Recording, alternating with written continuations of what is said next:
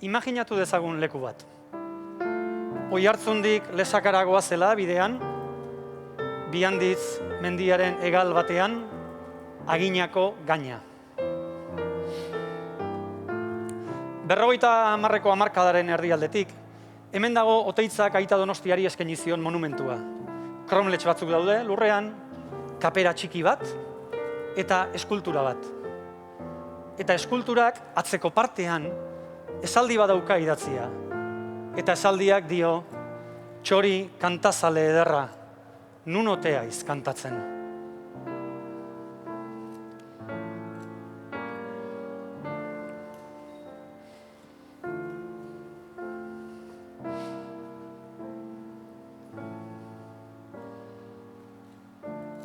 Hemen pausatu zituzten Mikel Laboa hiltzenean bere errautsak. Hemen bururatu zitzaizkion Jose Anton Artzeri denok ezagutzen dugun poemaren hitz ezagunak. Maite ditut maite gure bazterrak. Eta hemendik birformulatu zuen Xabier Letek denok ezagutzen dugun galdera txori kantazalei zuzendutakoa. Nonago zer larretan urepeleko hartzaina. Gaur, poetaren irudia datorkigu gogora, mendian gora doala. Izadiari, naturari behiratzen dio, pinudiek usantzen dituzten harritxi gorrezko bidetan gora doala. Nafarroan gaude. Jende asko ez daki, Nafarro Arragoa ezagunaren bertsio bietan, idatziaren eta abestiaren artean, alde txiki bat dagoela. Abestiak badakizue esaten zuen, eta bidean zure bila ibiltzea. Bertsio idatziak lerrotxo bat gehiago zeukan. Eta esaten zuen, eta bidean zure bila ibiltzea ezin aurkituz. Ezin aurkituz, kondaira, historia, urratua izan delako. Guk ordea gaur, bila jarraitzen dugu. Hauxe da izan ere lurrik maitatuena. Hau da, naiz eta hormari gabe utzitakoa izan, gure etxe bakarra.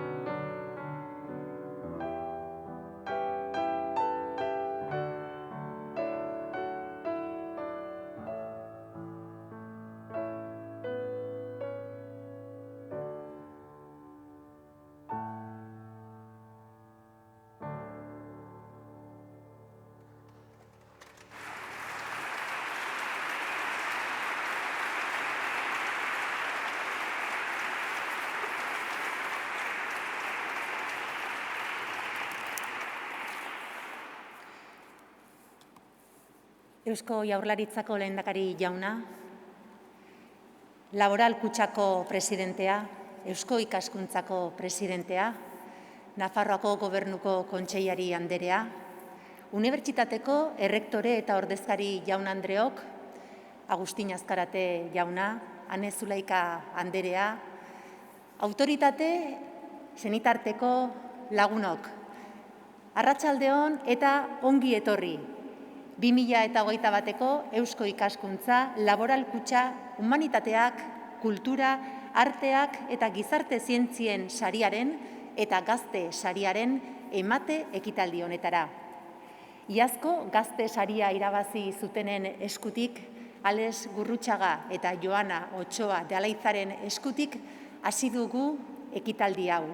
Olerki musikatuaren eskutik, artea den adierazpenaz gozatzen, modu ederrean benetan. Bienvenidos y bienvenidas al acto de entrega del premio Eusko Ikaskuntza Laboral Kutxa.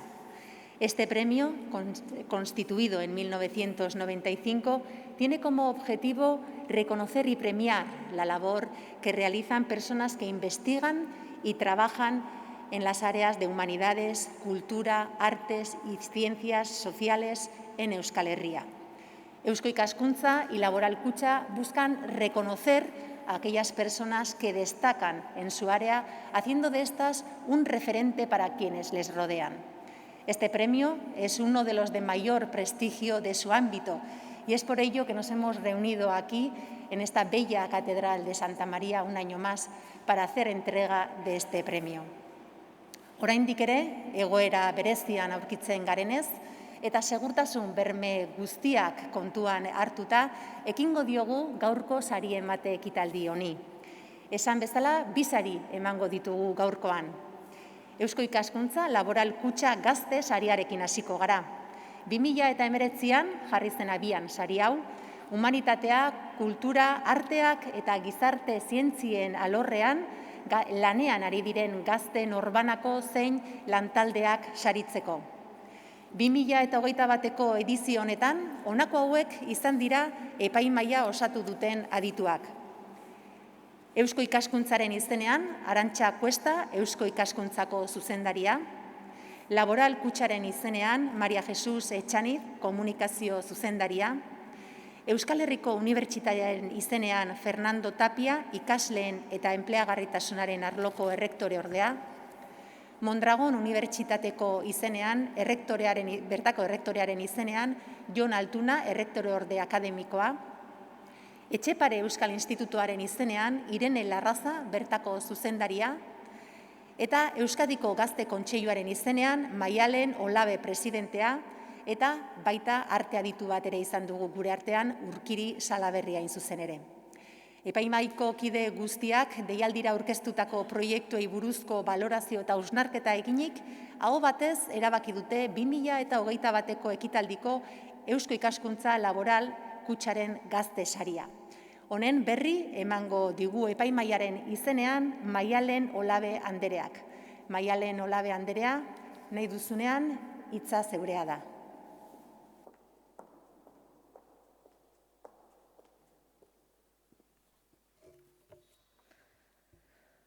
Lehendakari jauna, agintari jaun Andreok, arratsaldeon eta eskerrik asko. Plazer bat izan da niretzako Gazte sariaren epaimahaian egotea. Izan ere, aukera paregabea izan da gazteek proposatutako proiektuak ezagutzeko. Hauek guztiak irakurri eta aztertu ondoren, epaimahaian erabaki dugu Ane Zulaika Aranburuk aurkeztutako Emakumeak Blai proiektua saritzea. Bere lanaren xedea, Euskal emakumeek 20. mendearen 2. erdian itsasoarekin zuten harremana erakustea izan da. Eta horretarako, euskaraz ekoiztuko den laburmetrai bat proposatzen du. Lan honek agerian jartzen du ezkutuan egon den emakumearen errealitatea. Eta hau, emakume gazte baten begiradatik egiten du. Aldi berean, ahaztuta egon diren artxibo amaterrak berreskuratzeko ahalegina egiten du. Emakumeak itsasoarekiko duen harremanean begirada ausartak eta berriak jasoz eta naturarekiko konexioa, berdintasuna eta jasangarritasuna balioan ipiniz. Historian zehar, emakume gehienen istorioak, esfortzuak, errealitateak, beharrak, bigarren mailan geratu izan dira. Hauek, ahots eta ikusgarritasun gabe utziz.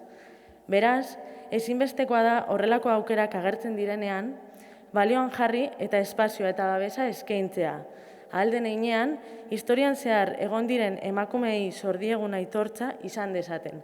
Besterik gabe, zorionak ane eta eskerrik asko parte hartzaile guztiei.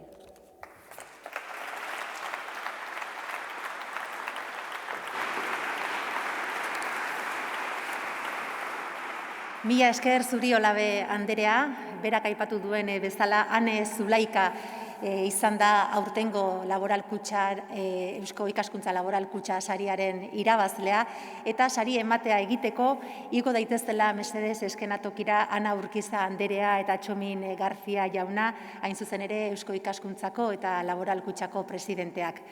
Mesedez, igotzen bazarete eskenatokira.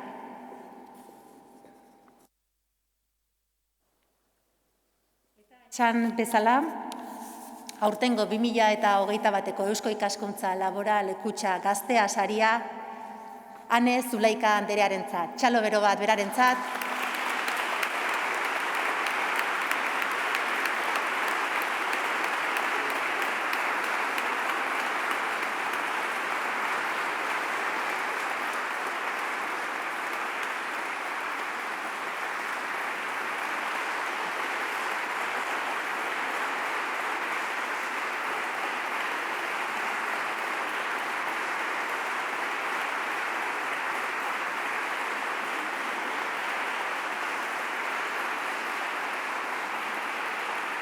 Hortxe 2021ko Eusko Ikaskuntza Laboral Kutxa Gaztea saria Ane Zulaika, zorionak benetan, mila esker Urkiza andereari eta Garzia jaunari, nahi baldin baduzue eser zaitezte.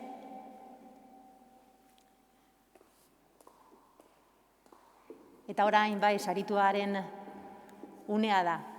Eskerrik asko. Arratsaldeon, lehendakari jauna, agintariak, Eusko Ikaskuntza eta Laboral Kutxako ordezkariak, lagunak, familiari, emanaldi honetara gerturatu zareten guztioi, eskerrak bihotzez ni hemen egotea posible egin dutenei, nigan konfidantza adierazteagatik.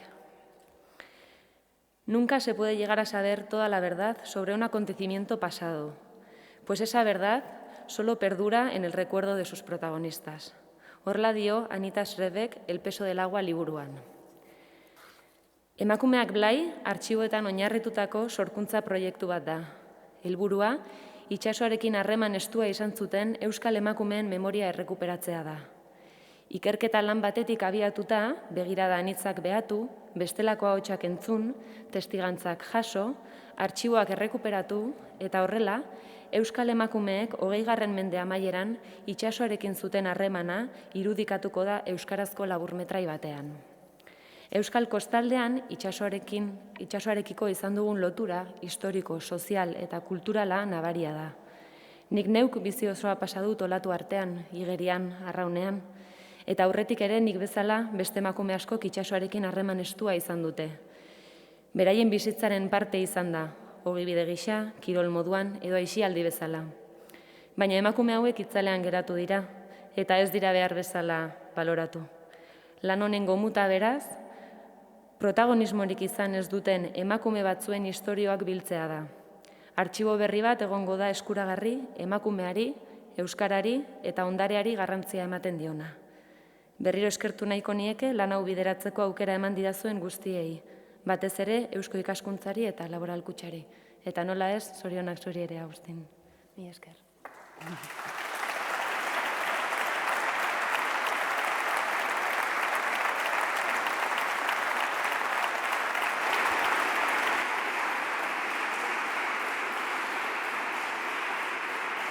Zorionak eta mila esker zuri Ane Zulaikari gogo biziz ikusi eta entzungo dugu sari honetatik sortuko den fruitua. A continuación, vamos a proceder a entregar el Premio Eusko Ikaskuntza Laboral Kutxa de Humanidades, Cultura, Arte y Ciencias Sociales.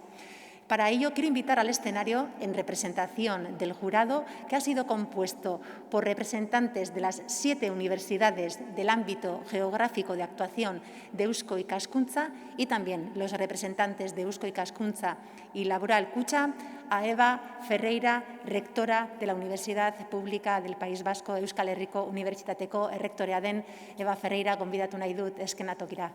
Mesedez, Ferreira Anderea.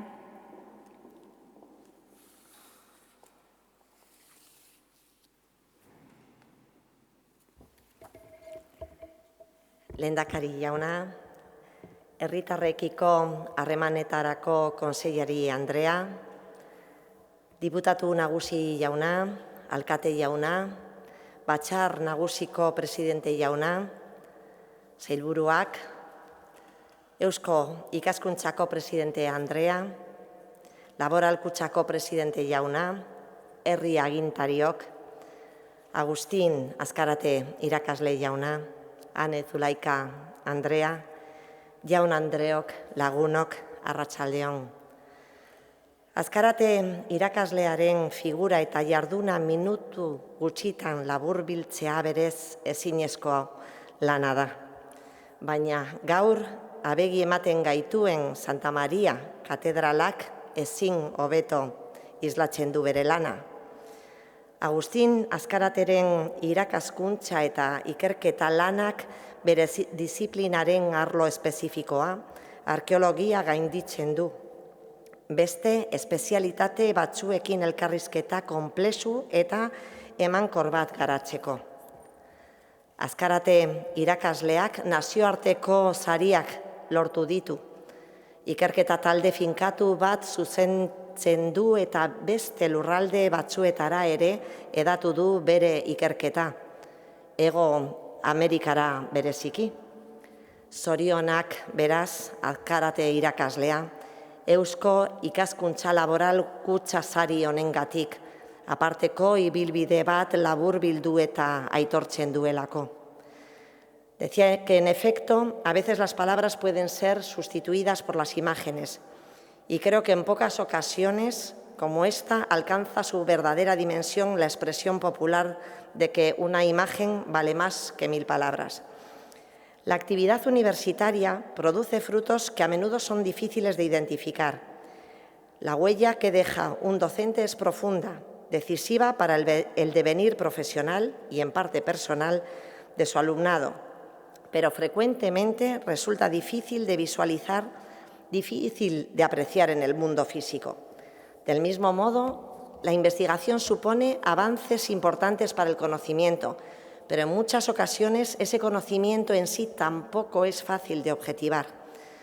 Hoy, en cambio, estamos aquí, en la Catedral Santa María, y es imposible escapar el embrujo de este lugar y a la extraordinaria labor de investigación, de rehabilitación y de reinvención que en él se ha desarrollado. No habría mejor manera de realizar un discurso de laudatio que recorrer este espacio singular. Las palabras podrían dejar su sitio a las imágenes, a la evidencia de un trabajo excelente reconocido de ese modo a nivel internacional. Desde la universidad nos esforzamos en señalar la importancia de la transferencia del conocimiento, pero al hacerlo casi siempre pensamos en la aplicación de las ciencias a la tecnología o en el desarrollo de procesos industriales. Sin embargo, ¿no es todo esto que ahora vemos un ejemplo magnífico, extraordinario de transferencia? Una forma brillante de transferir conocimiento universitario y convertirlo en bien social. Hay en el trabajo del profesor Azkarate, junto a la docencia y a la investigación, una vertiente de transferencia de conocimiento enormemente ambiciosa, con brillantes aplicaciones también en otros espacios físicos, como en el Valle Salado de Añana, entre otros. Hablamos de una versión de transferencia de conocimiento sobre la que conviene reflexionar para su aplicación en otros ámbitos académicos, en otras disciplinas. Euskal Herriko Unibertsitatearentzat oso pozgarria da, benetan, Agustin Azkarate gure irakasleak edizio honetako Eusko Ikaskuntza Laboral Kutxa saria jasotzea. Zorionak, Agustin, Eskerrik asko zure lanagatik eta Euskal Herriko Unibertsitatearekiko zure konpromisoagatik, bihotzez. Zorionak ere bene-benetan Ane Zulaikari ere gazte saria lortu duena eta zuoi mila esker zuen arretagatik.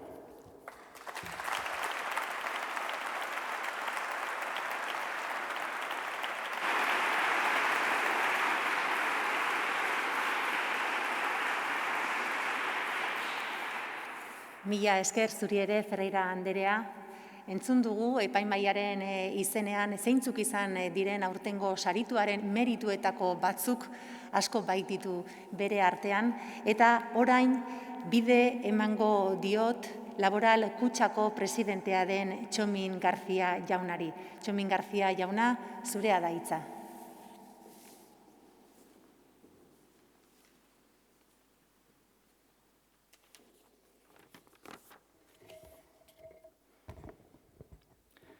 Lehendakari jauna, Eusko Ikaskuntzako presidente anderea, gainontzeko agintariak, sarituak, sarituen familiartekoak, Eusko Ikaskuntzako ordezkariak, epaimaikideak, kazetariak eta etorri zareten lagun guztiak, arratsaldeon dagizuela eta eskerrik asko gurekin izateagatik.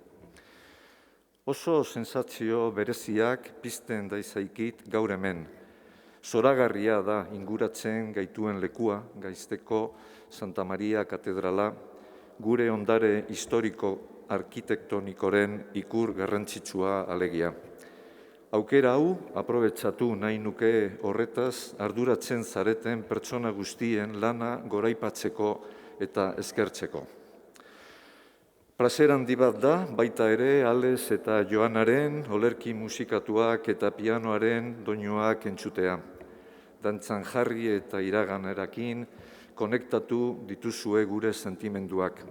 Zorionak bioi lan izugarria benetan. Eta gaurko sari emate ekitaldi honekin, Eusko Ikaskuntza Laboral Kutxa Humanitateak, Arteak eta Gizarte Zientzien 27. Ediziora iritsi gara. Ez da ibilbide makala, baina garrantzitsuena bidean topatu eta saritu ditugun pertsona guzti horiek gure gizarteari eta gure kulturari egin dioten ekarpin oparoa eta bere aitortza dira. Aurten ere bihotzez zoriondu nahi nituzke bi sarituak, Ane Zulaika eta Agustin Azkarate. Zorionak bioi.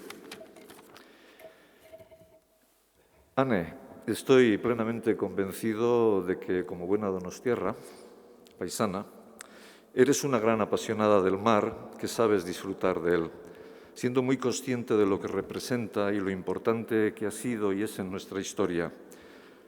Hacía falta incorporar en el relato de nuestra relación con el mar un punto de vista demasiadas veces olvidado, el de las mujeres.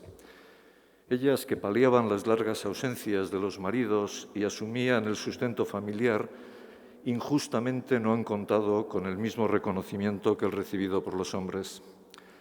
Tu trabajo de investigación, de recogida de testimonios y recuperación de archivos generará nuevos espacios para la reflexión y dejará un legado más de la historia de este país en el que el mar está tan presente.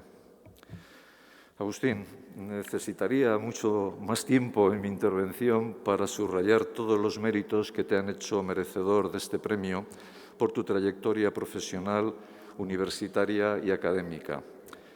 Me gustaría subrayar especialmente tu gran capacidad de cooperación y de capacidad de movilizar y tu dimensión pluridisciplinar, superando siempre las expectativas propias de los límites supuestos de tus áreas de especialización. Una persona comprometida con la juventud y con su formación, que ha sabido además crear puentes entre la universidad y las organizaciones públicas y privadas. En definitiva, una persona innovadora, generosa, que estás dejando un importante legado cultural, social y científico. En una entrevista que pude leer este verano, con motivo precisamente de este premio, contabas que dirías a los jóvenes que trataran de cultivar la pasión por las cosas bien hechas, la creatividad, la empatía hacia los demás y la capacidad de trabajo en equipo? Sin duda, unas palabras que vienen avoladas por tu propio ejemplo. De nuevo, mi felicitación a ambos, Ane, Agustín, por este merecido premio. Zorionak, eskerrik asko, arratsalde ona izan.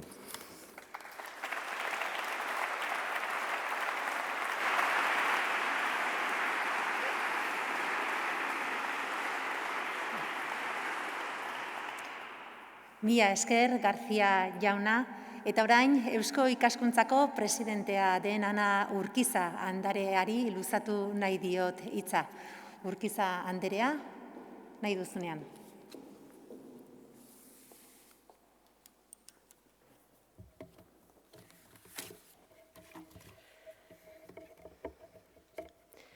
Eusko Jaurlaritzako lehendakari jauna, Laboral Kutxako lehendakari jauna, Unibertsitateetako errektore Andrea, Agustin Azkarate jauna, Ane Zulaika Andrea, agintariak, senitartekoak, lagunak, bene-benetan eskerrik asko gaur gurekin hemen egoteagatik. Eusko Ikaskuntza Laboral Kutxa Humanitateak, Kultura, Artea eta Gizarte Zientzian saria jaso duen 30. pertsona da Agustin Azkarate. 1985ean sortutako sari honen bidez, bi erakunde sustatzaileok gure gizartearen garapenerako ikerkuntzak, berrikuntzak eta jakintzak duten garrantzia azpimarratu nahi dugu. Agustin Azkarateren profil intelektualak eta ondare historiko eta kulturalaren arloan izan duen ibilbide zientifikoak sari honen bikaintasuna erabat egiaztatzen dute. Bere izenak, zalantzari gabe, saridunen zerrenda ospetsua aberaztu egiten dute inolako zalantzari gabe. Natural de Elorrio, el doctor Azkarate puede considerarse como alavés de adopción. En él tiene Álava y, por consiguiente, el conjunto de la sociedad vasca a un referente de la investigación en humanidades. Recordemos que este territorio fue semillero de la arquitectura vasca. El equipo formado por el alavés Enrique de Guren, el profesor del seminario vitoriano José Miguel Barandiarán y Telesforo Aranzadi emprendieron los primeros trabajos sistemáticos de carácter científico ya en 1916 y 2 años más tarde participaron en la creación de Eusko Ikaskuntza, entidad que sufragaría sus campañas de excavación en las comarcas alavesas durante la década de 1920. A mediados del siglo, el regreso de Barandiarán del exilio y el nacimiento del Instituto Alavés de Arkeologiarako Arabar Institutua favorecieron el agrupamiento de una joven generación de investigadores que, enlazando con aquel pasado interrumpido por la Guerra Civil, abrieron perspectivas renovadoras para la disciplina. En esta trayectoria colectiva vino a inscribirse Agustin Azkarate Garaiolaun desde finales de los años 70. Algunas de las más importantes investigaciones arqueológicas de las últimas décadas que han tenido como director o como actor implicado. Destacadamente, este lugar donde nos encontramos hoy, cuya intervención es reconocida internacionalmente como paradigma de recuperación de un patrimonio cultural. Arkeologoa, irakaslea, ondarearen zientziaren sustatzaile eta gizarteratzailea, ezagutzaren ikertzaile eta esploratzailea, disiplina anitzeko taldeen sortzailea, Azkarate irakasleak helburu komunen inguruan lankidetza, ahalegin bateratua eta sinergiak sortzearen aldeko apustua egiten dugunok, inspiratu eta auspotu besterik ez gaitu egiten. Gaur egun, inoiz baino beharrezkoa iruditzen zaigu, bai lan kolektiboa eta baita askoren arteko konpromisoa, 21. mendeko euskal komunitate globalaren aurrerapena geldierazten duten inertzia batzuk gelditzeko, geografian ez ezik gure gogamenean ere badauden oztopoan hitzak. Ezagutzaren langilea zarela esan diguzu, Agustin. Egin duzun lanaren handitasunean azpimarra egin beharrean. Lan hori egitera zerk bideratu zaituen uler dezagun. Zure humiltasuna, erakutsi diguzun lanerako indarra eta ezagutzan arakatzeko duzun garra miresten ditugu bene-benetan. Eta gaztesariari buruz, la tercera edición de Eusko Ikaskuntza Laboral Kutxa Gaztesaria respalda un proyecto cinematográfico que, bajo el título de Emakumeak Blai, reúne diversos e interesantes ingredientes. Ane Zulaika Aramburu, graduada en comunicación y experta en patrimonio cinematográfico y audiovisual, propone bucear, nunca mejor dicho, en la documentación familiar y en la microhistoria, como vehículo para una memoria colectiva de la mujer vasca en su relación con el mar durante la segunda mitad del siglo XX. Bere lanak, Aneren proposamenak, emakumeak ditu jomuga. Gure historiaren aldi garrantzitsu batean jokatu duten rola ikustaraztea eta dagokien aitortza egitea du helburu. Gu guztiok jaso dugun kontakizun historikoan, protagonistetariko bat, hau da emakumea, ahaztuta izan dugunez, lan honek historia beste ikuspuntu batetik kontatzera ekarriko digu. Ezinbestekoa zaigu beraz, lan hau hauspotzea. Gure ardura eta konpromisoa saritutako proiektuan argi ikus daiteken bezala, pertsonen lana balioan jartzea bat da. Kostaldekoak garen emakumeok, begin ninian dugu gordeta oraindik, bai gure amak, bai gure izebak eta bai gure amonek nola lan egiten zuten. Sarea josten, enkateetan, arraina saltzen, arrain fabriketan, eta nola gizonak itsasora joaten zirenean gelditzen ziren etxekoak jagoten eta etxekoak hezitzen. Euskararen eta euskal kulturaren jagole eta transmisioaren zutabe izan dira. Euskal gizartea eraikitzeko modu itsastarraren abe. Gogotsu itxarongo dugu beraz, itsasora begira bizi izan diren emakumei ikusgarritasuna emango dien filme labur hori, haien istorioak eta haiek egindako historia berreskuratzea, idaztea eta ezagutza kolektibari jakitera ematea ezinbestekoa baita. Beraz, zorionak Agustin eta zorionak Ane.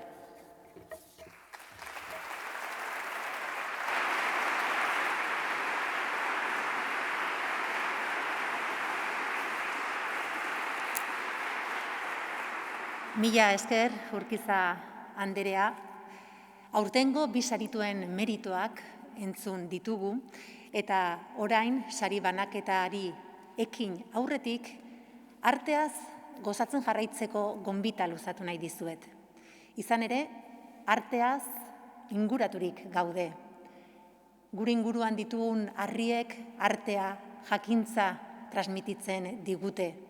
Zein ederra, ez da? Eta harriek hitz egingo balute, zenbatetan esan diogu hori gure buruari, inguruan ditugun harri hauek euren istorioa kontatuko balizkigute, ederra izango litzateke benetan, ez da? Hitzari emango diogu bidea, hitzari olerki musikatuari. Ez gehiago manifestua, zuentzako, iazko gazte sariaren eskutik.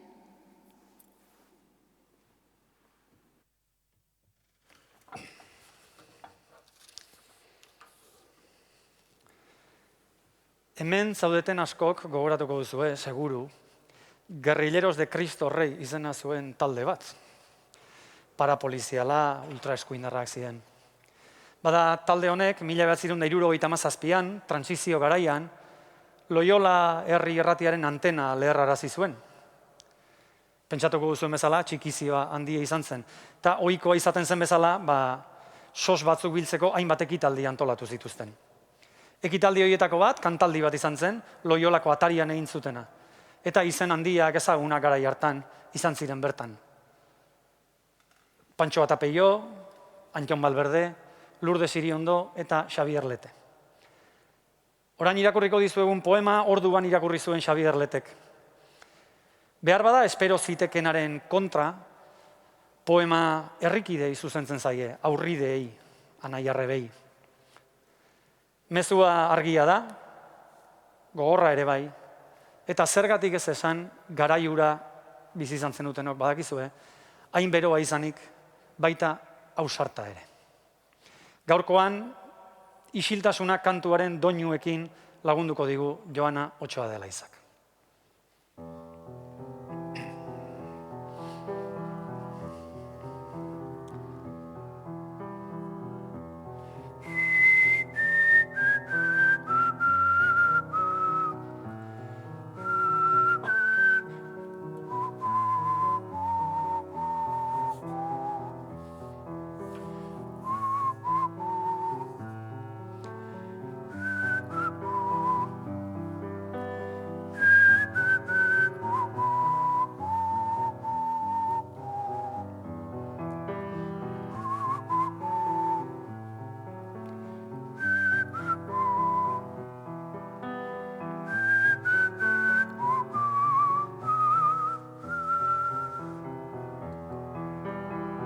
Ez dugu gehiago eriotzik kantatuko.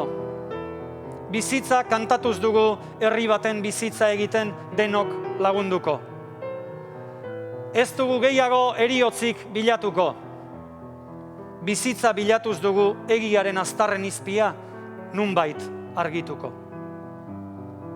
Ez dugu gehiago hilobirik eraikiko. Ez dugu gehiago gure animaren etsipen ezpalik aizkoraz ebakiko. Ez dugu gehiago ubelik jantziko, letani beltzetan mintzaira kamustuz ezkara gehiago sakrifikatuko.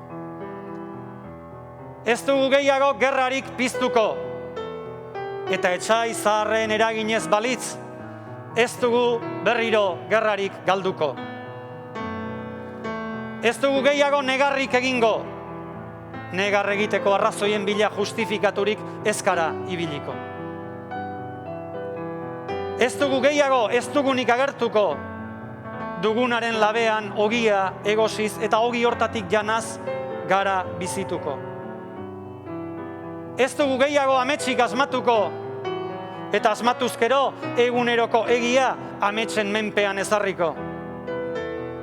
Ez dugu gehiago gezur ederrikan santifikatuko, lurrezko gizaundi miserabletan ez dugu sinistuko. Eta ez dugu gehiago aurretik ordainduko. Eta ez diogu txeke zuririk inoiz eta sekula inori berriz firmatuko.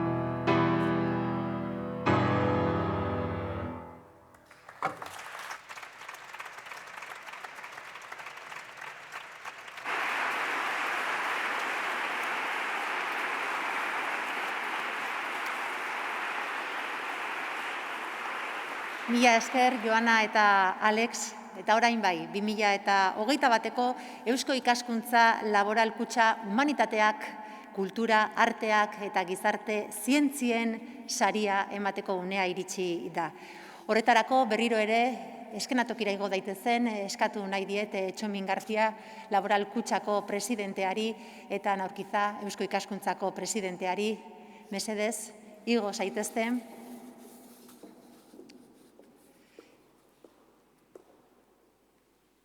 Y cómo no, quiero pedir que suba al escenario al ganador del Premio Eusko Ikaskuntza Laboral Kutxa de Humanidades, Cultura, Artes y Ciencias Sociales en su edición del 2021, Agustín Azkarate Garay Olaun.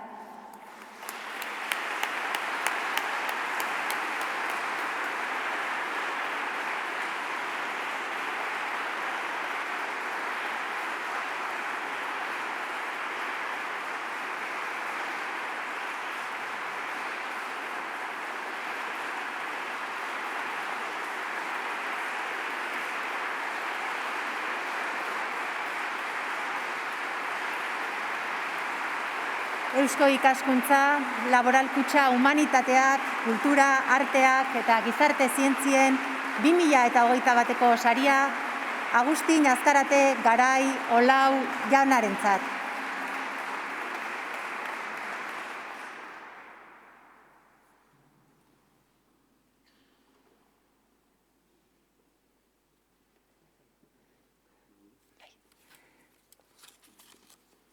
Ongi merezitako saria inondik inora ere, eta orain bai, Agustin Azkarate jauna, zeurea duzu hitza.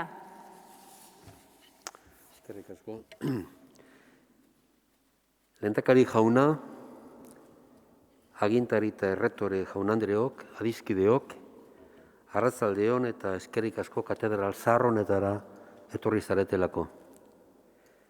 Lehenik eta behin eskerrak eman nahi dizkiet, ekitaldi hau posible egin duten guztiei. Iñaki Dorronsoro, Javier Etxebarria eta Jesus Ugalderi hautagaitza aurkezteko orduan nigan adierazi zuten konfiantzagatik. Epaimahaikide guztiei nire ekarpenak positiboki baloratu izanagatik. Eusko Ikaskuntzako eta Laboral Kutxako lehendakariei saria urteetan zehar mantentzeagatik. Eta bereziki Jepak izeneko ikertaldean eta UNESCO katedran nirekin lan egiten duten guztioi bere leialtasunagatik. Denbora gutxi dut hitz egiteko, baina esker ona adierazteko ez dira hitz asko behar. Baserri baten jaio den mutikotan espero nezakeen guztia 1000 aldiz biderkatu egin da. Nola ahaztu Gotzon anaia orduan baiten dago. Umetxoa ginela Goikosolon behizain ematen genituen orduak, Anboto eta Udalaitz begibiztan genituela.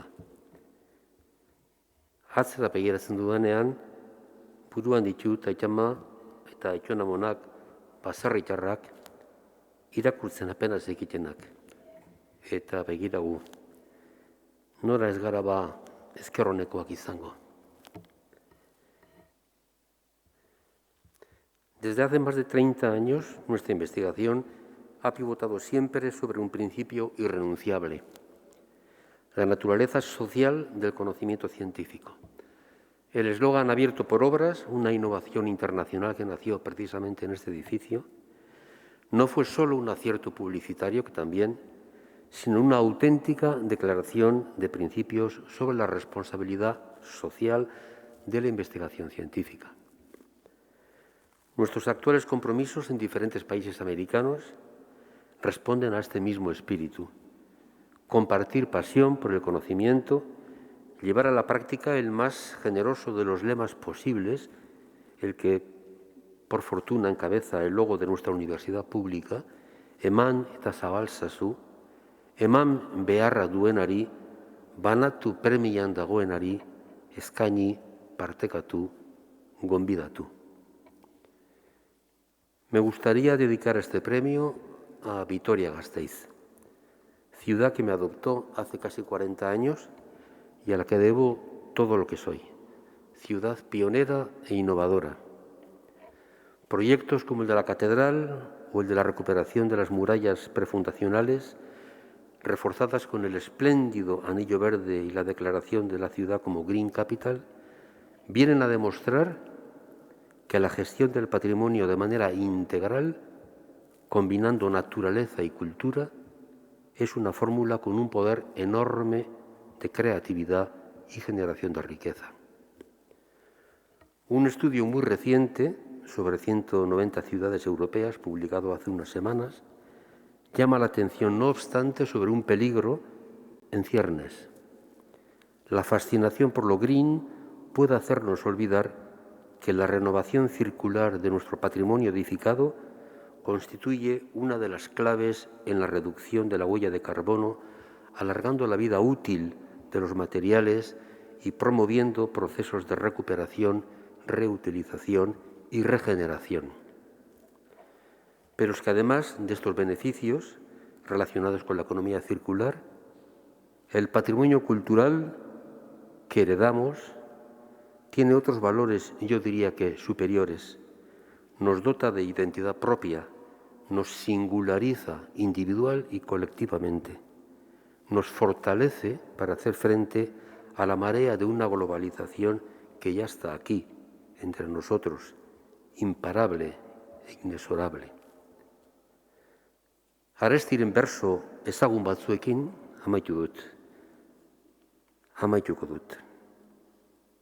Horrela zioen Arestik, ni hilgo naiz, nire arima galduko da, nire azkazia galduko da, baina nire aitaren etxeak iraungo du, zutik. Muchas gracias, eskerrik asko guztioi.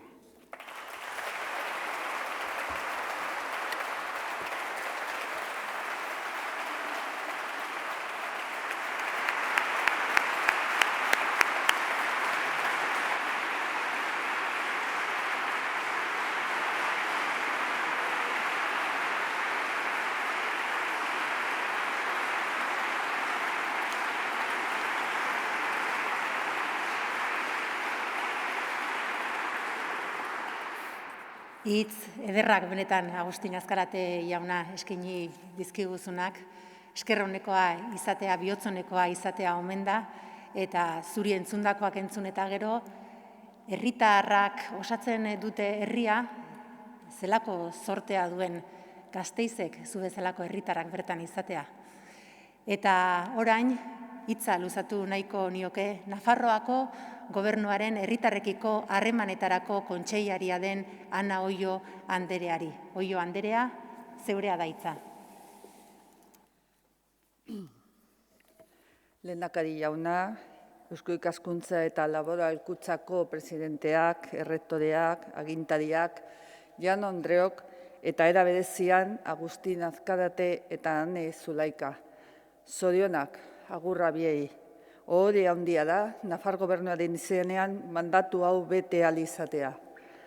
Eusko Ikaskuntza sariaren 26. urteurren honetan, aipamen berezi bat egin nahi nuke aurreko urtetan saria jaso duten guztiei, benetan garrantzi handiko personak izan direlako.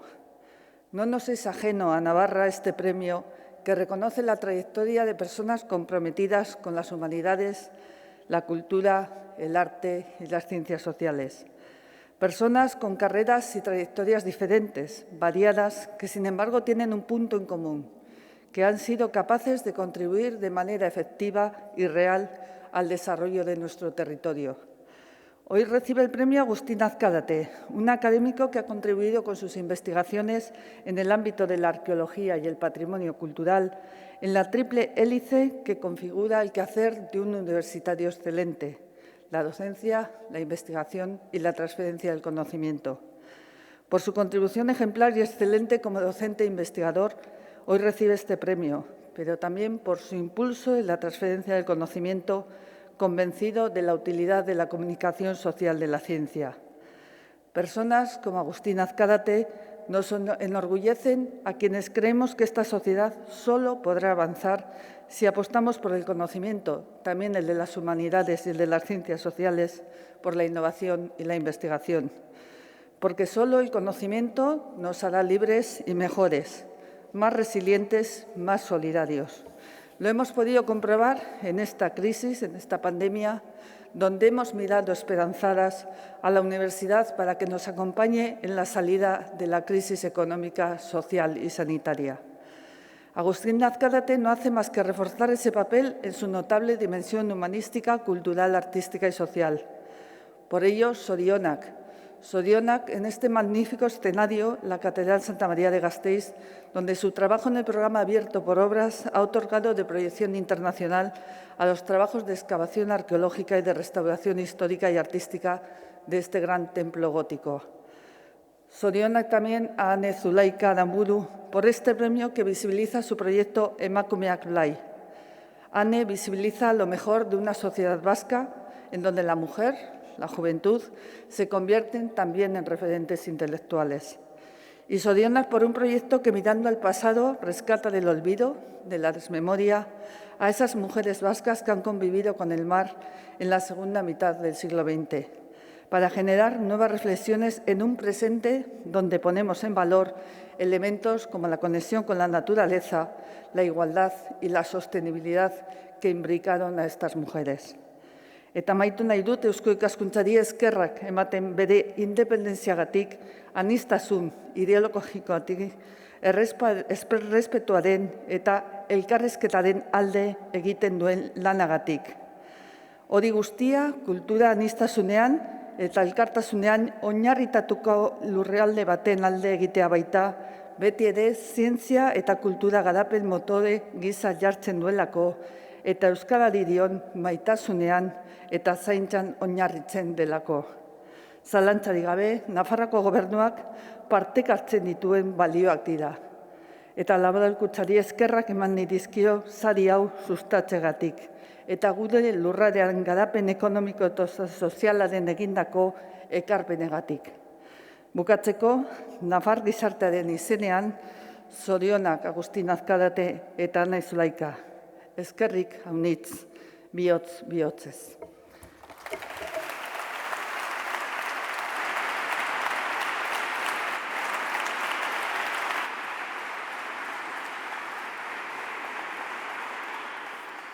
Eskerra honitz zuri ere, Oio Anderea, eta ekitaldi honi itxiera emateko orain Eusko Jaurlaritzako lehendakaria gonbidatu nahiko nuke eskenatokira. Lehendakari jauna, zeurea da hitza.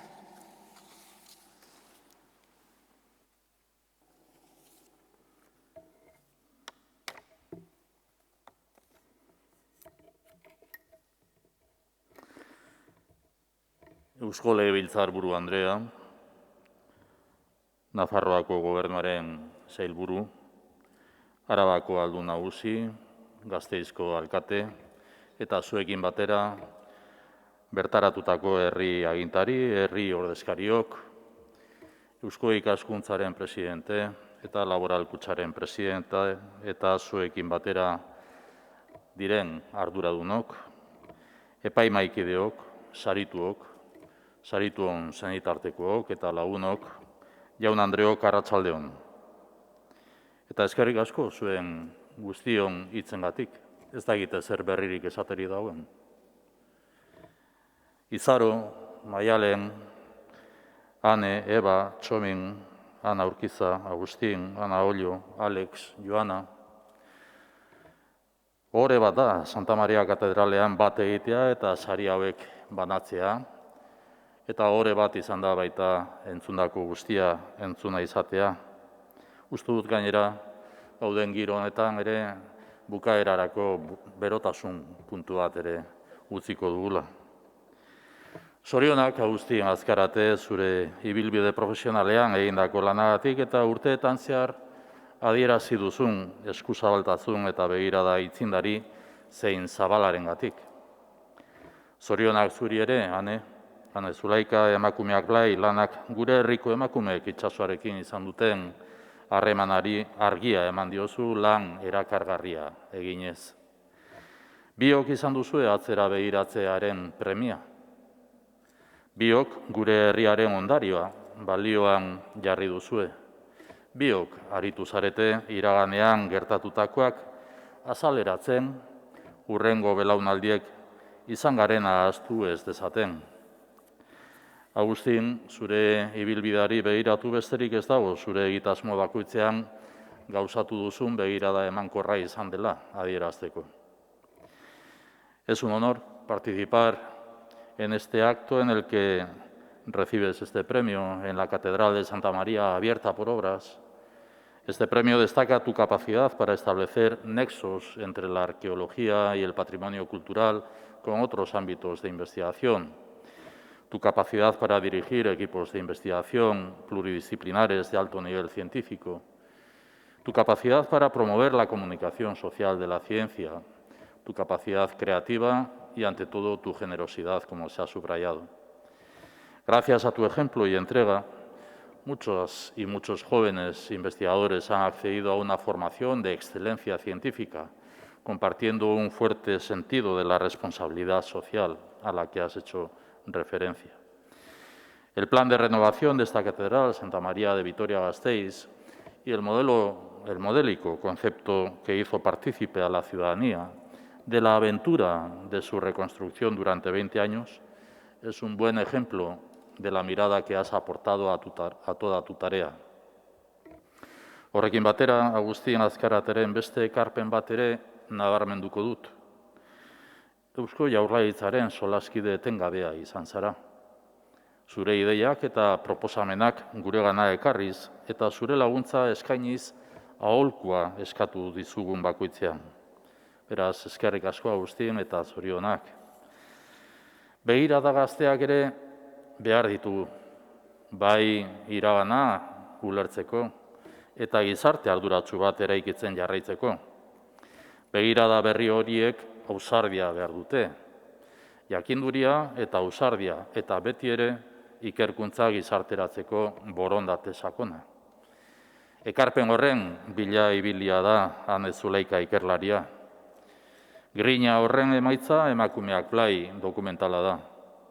Hanek artxiboak errekuperatuz, Euskal Herriko kostaldeko emakumeek 60-80 hamarkadetan itsasoarekin zuten harremana jaso du, esan bezala. Ezkutuan zeuden hainbat kontakizun agerian jarri ditu. Eskerrik asko beraz, Ane eta zorionak ere. Biok argi izan duzue ondarea aitortzeaz eta babesteaz gain, ezagutarazi egin behar dela herritarren artean. Jakinduria eta ondarea zabaltzen ahalegindu zarete. Bat gatoz helburu horrekin, eta bide horretan jarraituko dugu. Duela 2 urte onartutako ondare legea sustraitzen, sustatzen, indartzen eta zabaltzen. Ziur gaude zeregin horretan, Agustin Azkarate eta Ane Zulaika, Eusko Ikaskuntza eta Laboralkuntza bide lagun izango ditugula. Eskerrik asko eta zorionak.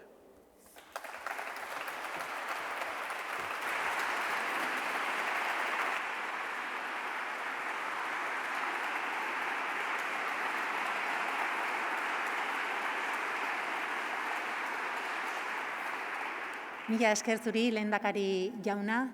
Eta 2021ko Eusko Ikaskuntza Laboral Kutxa Humanitateak, Kultura Arteak eta Gizarte Zientzien sari banaketari amaiera emateko, saio hasi dugun bezala egitea gomendatzen dizuet. Hain zuzen ere, artearen adierazpenarekin. Sentsibilitatez eta indarrez beteriko hitz eta doinuen bidez. Izotz ondorena, horrelaxe du izenburu orain entzungo dugunak. Honekin amaituko dugu gaurko ekitaldi hau. Mila esker gaurkoan gurekin bat egiteagatik. Queremos agradecerle su compañía esta tarde a todos los que habéis decidido acompañarnos aquí en la entrega de estos premios. Mila esker jaun-andreok eta egun ona izan dezazuela. Zuekin izotz ondorena.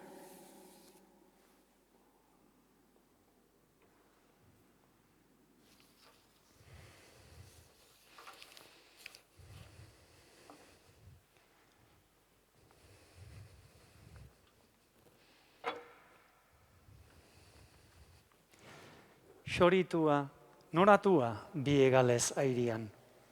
Espainalat zuaiteko elurraduk bortuan.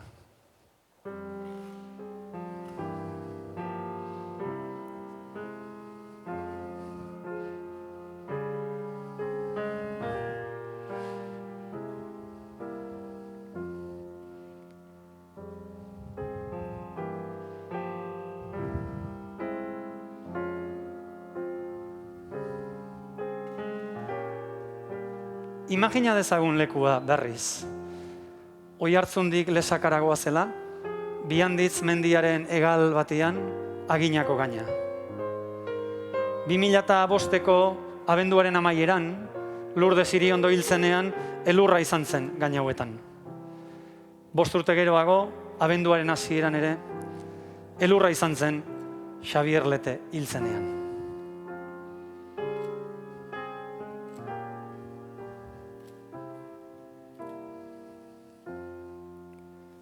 Leku ona maisuak esaten zuena egia baldin bada, goiko mendian egoten den elurrak edo izotzak, bestaldera igaro ezina irudikatzen dute. Baina gisa berean, elurra itxaropena ere bada. Bai baitakigu, udaberrian urtu egingo dela. Hala jarraitzen du hain zuzen kantuak, espainala zuaiteko, elurra duk bortuan, zuanen gaituk elkarrekin ura urtu denian. Baina guri ere iritsi zaigu bailarara jeisteko ordua. Badakigu hemen hirian jokatzen dela, beheko behar goritan etorkizuna. Baina azken une batez behiratu dugu bi handiz mendiaren egal gailurretara, eta poetaren hitz zaharrak esnatu zaizkigu hortzetan. Izotz ondoko eguzki neguaren parre, olerkariak noizbait hiri goratzarre. Azaroa da, badakigu. Baina badakigu udaberria etorriko dela, udaberriarekin eguzkia nagusituko, eguzkiarekin elurrak urtuko. Eta orduan berriz behiratzen dugunean, ikusiko ditugu gure aurretik. Batek daki nora egaldatu ziren haiek elkarrekin, txori kantazale haiek.